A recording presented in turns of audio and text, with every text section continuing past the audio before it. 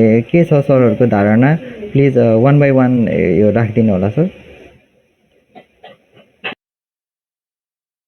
Krishna sir हजुर यो news हजुरले सायद पढिसक्नु भएको छ होला अथवा इन्फर्मड हुनुहुन्छ होला यो बारेमा, के छ सर हजुरको? Thank you sir. यो चाहिँ यस्ता यस्ता कुराले चाहिँ बरु अलिकता शेयर शिक्षा बढाउने अनि हाम्रो शेयरलाई अलिकता सचेतना गराउने काम चाहिँ यस्ता यस्ता शेयर सप्ताहहरू गर्नुपर्छ। अझ सेवनले शेयर शिक्षाका कार्यक्रमहरू गर्नुपर्छ। शेयर शिक्षा कार्यक्रम चाहिँ अहिले विभिन्न डिजिटल माध्यम मार्फत पनि एकैचोटि लाखौँ समुदायसम्म पुर्याउन सकिन्छ। अब यो चाहिँ कतिको प्रभावकारी गर्न सक्छ त्यो चाहिँ आफ्नो ठाउँमा छ, तर यो चाहिँ प्रभावकारी टुल चाहिँ हो है। यो अहिले सेवनमा अध्यक्ष आइसकेपछि अलिकति उहाँ ब्याकग्राउन्ड पनि राम्रै छ है। उहाँ पढेर लेखेर अध्ययन गरेर त्यहाँसम्म पुगे मान्छे हो। युज गर्ने चाहिँ यस्तै यस्तै हो। बौद्धिक व्यक्तिले यी खालका टुल्सहरू चाहिँ युज गर्नुपर्छ। यो टुल्सहरू कस्ता हुन् भन्नुहुन्छ भने अब त्यो तपाईँले अगाडि पनि बयानका क्रममा भन्नुभएको छ। यो अझ सामान्य भाषामा भन्दाखेरि अझ गाउँले उदाहरण दिएर भन्नुपर्दा यी भनेका घिउ जस्ता हुन् क्या शरीरलाई। तपाईँले आज खानुभयो भोलि त यसको नदेखिन सक्छ, तर घिउले एक हप्तापछि चाहिँ तपाईँको बल्ल शरीरमा असर देखाउन थाल्छ क्या। यो रक्सी होइन, फेरि रक्सी खाँदा बित्तिकै तपाईँलाई असर देखाउन सक्छ। सेवनको यस्ता कार्यक्रम भनेका शेयर बजारको लागि एउटा चाहिँ दीर्घकालीन मजबुती दिने राम्रो आधारहरू हुन्। अब यसको विस्तृत कार्यक्रमहरू के छन्, कतिको सक्सेस बनाउँछ, त्यो चाहिँ सोचनीय विषय छ। यो कुराप्रति चाहिँ म एकदम सकारात्मक छु। मैले पनि अगाडि न्युज पनि हेरिसकेँ, सेवनले आफ्नो वेबसाइटमा पनि राखेको छ।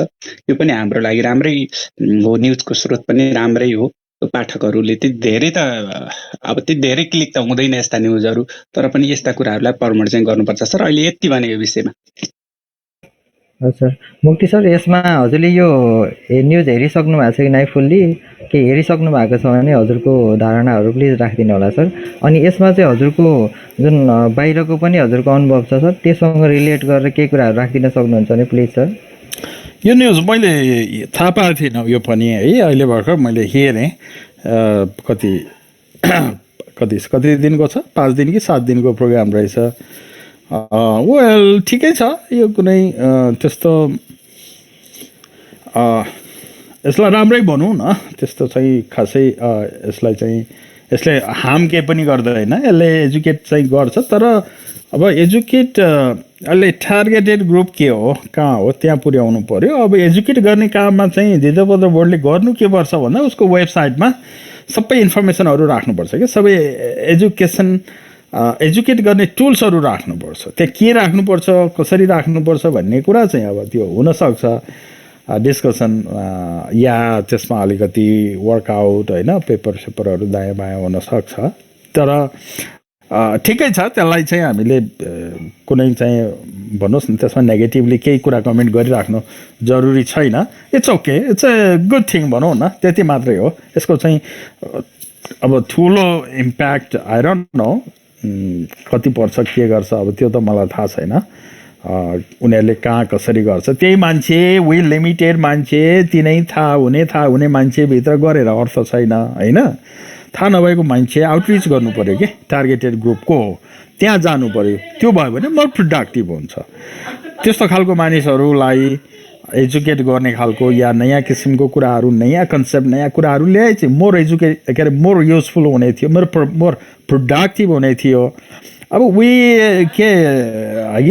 सधैँ त्यही पुरानै कुराहरू त्यही दोहोऱ्याउने तेह्रउने गरेर त्यही मान्छे बिच होइन, त्यही चाहिँ अनुहार बिच गरेर त आई डोन्ट नो त्यसले चाहिँ कति के गर्छ भन्ने मलाई चाहिँ त्यो थाहा छैन। त्यही पनि अब यसलाई चाहिँ ठिकै छ, इट्स ओके, त्यति मात्रै हो, इट्स ओके, त्यहाँभन्दा बढी केही होइन।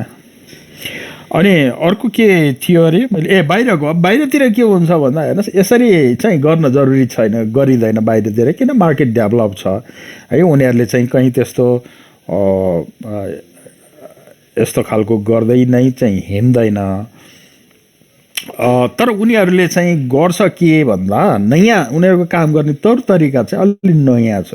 त्यो के भन्दा नयाँ कुरा मानिसहरूलाई थाहा हुँदैन भने त्यसको बारेमा उनीहरूले वेबसाइटमा राखिदिन्छ कि। वेबसाइटमा राखिदिन्छ र नयाँ कुरा जस्तो कानुनले कतिपय कुराहरू कानुनले सबै कुरा डिफाइन गर्दैन डिफाइन नगरेको कुराहरू पनि कुनै फाइनेन्सियल प्रोडक्टको रूपमा कसैले ल्याउन चाह्यो भने उनीहरूले दिइदिन्छ के आउन दिइन्छ त्यसलाई मार्केटमा कानुन छैन यो त्यो भनेर होइन यो पुगेन त्यो पुगेन भनेर सताउने दुःख दिने आउनै नदिने या ब्लक गर्ने बन्द गर्ने होइन इलिगलै बनाइदिने त्यो सोच चाहिँ राख्दैन उनीहरूले गर्दैन वे आउट चाहिँ उनीहरूले दिन्छ किन भन्दा त्यो नगर्ने हो भने अमेरिका हुँदैन युरोप हुँदैन के हामी त्यो गर्दैनौँ त्यो भएर हामी छौँ के त्यो गर्न त्यो भनेको के हो त इनोभेसन हो क्रिएसन गर्ने धितोपुत्र बोर्डले गर्दैन कि क्रिएसन राष्ट्र ब्याङ्कले क्रिएसन गर्ने होइन कि उनीहरूले रेगुलेट गर्ने हो क्रिएसन गर्ने कसले हो हामीले हो हामी भनेको प्राइभेट सेक्टर है हामी प्राइभेट सेक्टरले क्रिएट गर्ने हो तर हाम्रो कन्सेप्ट के छ त भन्दाखेरि क्रिएसन गर्नै नदिने नयाँ कुरा ल्याउनै नदिने के को आडमा नयाँ कुरा ल्याउन नदिने भन्दाखेरि घिसापिटा चाहिँ तपाईँको चाहिँ तर्कहरू दिएर ल्याएर यस्तो नचाहिँदो तर्कहरू त हामी जति पनि प्रड्युस गर्न सकिन्छ कि त्यो युरोप अमेरिकाले प्रड्युस गर्न नसक्ने होइन उनीहरूले पनि जानेको छ सकेको छ तर त्यो के भयो काउन्टर प्रोडक्टिभ भयो त्यो हार्मफुल भयो कन्ट्रीको लागि सो त्यो उनीहरूले छाड्यो अर्को चाहिँ उनीहरूले क्रिएटिभ एप्रोच उनीहरूले के युज गर्यो भन्दाखेरि ओके वेल हामीसँग चाहिँ कानुन छैन यो छैन त्यो छैन तर पनि हामीलाई कानुनले दिएको अधिकार प्रयोग गरेर कुनै एउटा कसैले नयाँ खालको फाइनेन्सियल प्रोडक्ट ल्याउँछ भनेदेखि द्याट्स फाइन ल्याऊ तर हामीसँगबाट त्यसको फुल डिस्क्लोजर गर ल्याऊ लैजाऊ सेल गर अथवा मार्केटमा चाहिँ त्यसलाई डिस्ट्रिब्युट गर so this is how they think and they work हामीले चाहिँ कस्तो सोच्छौँ भन्दाखेरि जस्तो बिटकोइन होइन क्रिप्टो करेन्सी है क्रिप्टो करेन्सीलाई हामीले के गर्यौँ बन्द गर्यौँ हामी इग्नोरेन्ट छौँ हामी बन्द गर्छौँ उनीहरू इन्फर्म छ उनीहरू के गर्छ त्योबाट बेनिफिट लिन्छ so this is the difference के हाम्रो र अब बाहिरी दुनियाँ इभन इन्डिया पनि हेर्नुहोस् त अहिले इन्डियामा हेर्नुहोस् त नयाँ चाहिँ कति चाहिँ तपाईँको कामहरू बिजनेसहरू इनिसिएसनहरू इनोभेसनहरू क्रिएसनहरू आइरहेको छ कति रहेछ कति छ चाइनामा त्यो गर्न दिइन्छ तर हामी कहाँ के गरिन्छ दिइँदैन अल्झाइन्छ अनेक पासोहरू थापिन्छ कि ट्र्यापहरू ताकि त्यो ट्र्यापमा टेकेर के गर्न सकियोस् त्यहाँ ब्ल्याकमेल गर्न सकियोस् आखिरमा त्यो जति चाहिँ तपाईँको ट्र्यापहरू हुन्छ उति चाहिँ भिक्टिम चाहिँ को हुन्छ त्यो इन्टरप्रेन्योर हुन्छ इन्टरप्रेन्योरको उसको इन्टरप्रेन्योरसिप किल गरिन्छ अनि त्यो मान्छे के हुन्छ बाध्य हुन्छ युरोप अमेरिका जान बाध्य हुन्छ